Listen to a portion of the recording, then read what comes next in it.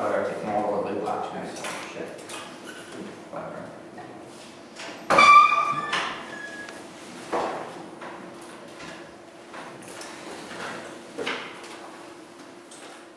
Wallace and Mullen say why we need reasons for action. Wallace just gives you a descriptive claim about morality. Morality tells us gives us reasons for things, for acting. That's what morality, that's one of morality purpose of it. But Williams says that reasons, the only type of reasons that matter are internal reasons that motivate us internally. So the example he gives is that if somebody wants to join the army, you can never say that they want to join the army without wanting to do it themselves, because they have to form the motivational reason in some way within themselves. So the family honor example, if they want to hold the honor of their family, they would have to form that reason internally in order to be able to take that action.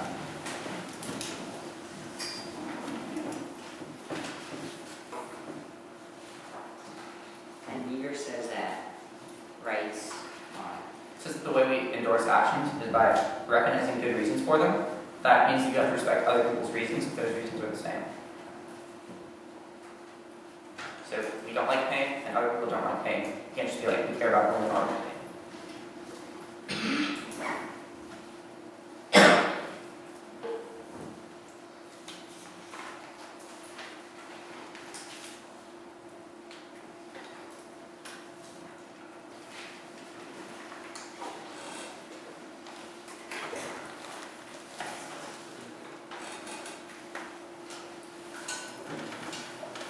Jackson said.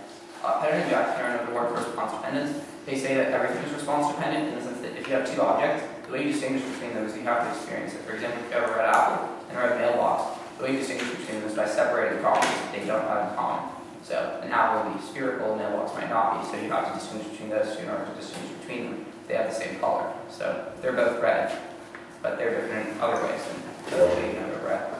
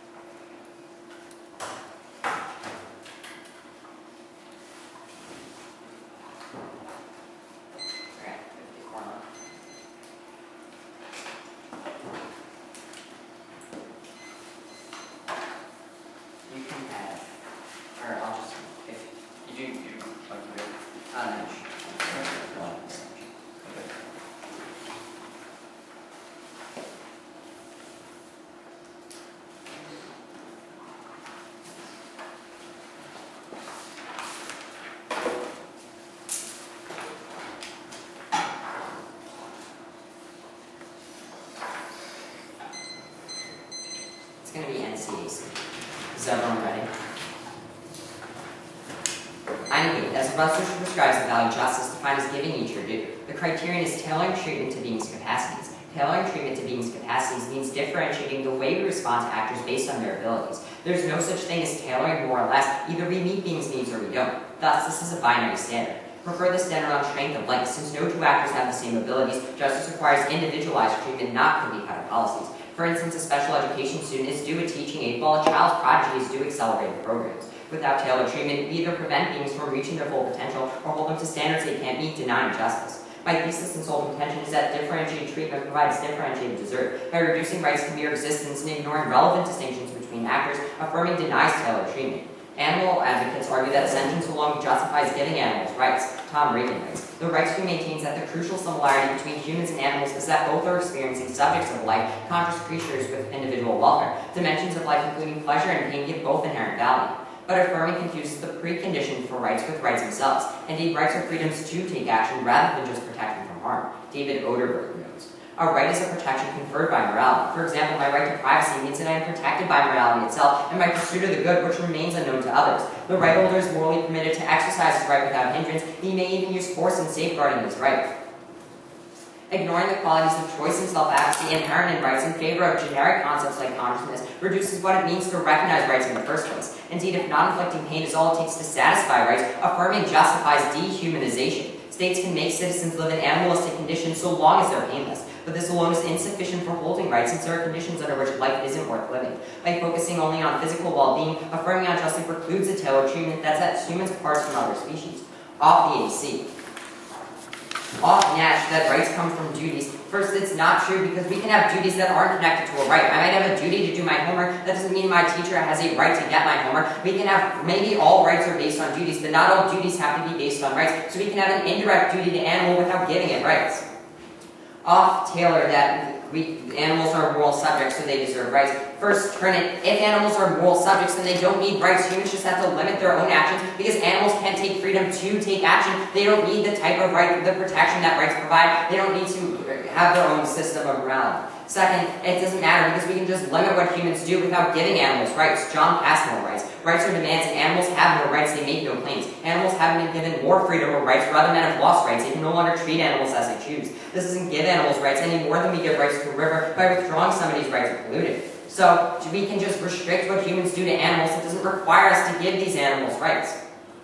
Group Wallace and Williams that we need to consider individual reasons for having morality. First, turn it, tailoring treatment better gets us reasons because people will act to protect their own capacities. So I provide the best reason for action because we're tailoring to the treatment that people actually need. So I get this framework best. Second, turn the link to justice. It's bad to say that people should only act for internal reasons because they can have bad motivations. I might have an internal reason to kill people. That doesn't mean that we should form moral systems on that way because those deny do. Third, turn it, it's bad for justice just to base moral reasoning on one person, an individual, because then we can have a community. We can never resolve conflicting rights claims because it's only about this single individual. They never have to compromise their own self-interested reasons for actions. We have to tailor treatment to society as a whole to make sure all beings get their due. Off Yeager and Mackey that we have to have a good reason for action. And so, if there's a reason in one instance, we should apply it to another. That's not true because we shouldn't only look to reasoning because even if there's the same reason for action, the impact can be different. So if I have a reason to help someone, and in one instance I might give them money, in the other instance they might become dependent on me, that's not a reason to just base it. The tailored treatment has to look to both the reasons for action and the ends because that's how we make sure we give them due because the due is actually giving due depends on what the being actually gets. Off McDowell and McDowell too, that we have to look to actual concepts and secondary qualities. First, turn it, tailoring treatment better gets this because then we look to the capacities of the animal and find out what treatment they actually need. So I tailor treatment and then look to these second qualities best because I say what treatment is best for the being and how to appropriate that treatment, how to give that treatment accordingly. Second, turn it, this prevents morality and justice if we only look to physical capacities and we only look to physical second qualities because morality and justice are inherently things that can't be touched or felt. We can't just look to a secondary quality. We have to look to what would give them their due in an abstract normative sense. Tailored treatment has that link because we say what would be best for them even if we can't physically touch it. Off Nagel that pain provides a reason for action. First, and so we should take that as a motivation. First, it's not true because pain comes in many different forms. It might be intentional pain like I punched someone in the face, or it might be unintentional like I got a disease, or it could be a short-term pain like stubbing myself in the toe versus a long-term pain like cancer. Because pain comes in so many different forms, we can't just say it's one motivation for action. We have to look to all the different motivations and use tailored treatment because that takes all of them into account. Second, turn it, saying that pain is a motivation for action and basing that on rights paralyzes state action because there are tons of beings that are affected when we have pain and that are able to feel pain, like monkeys when we urbanize.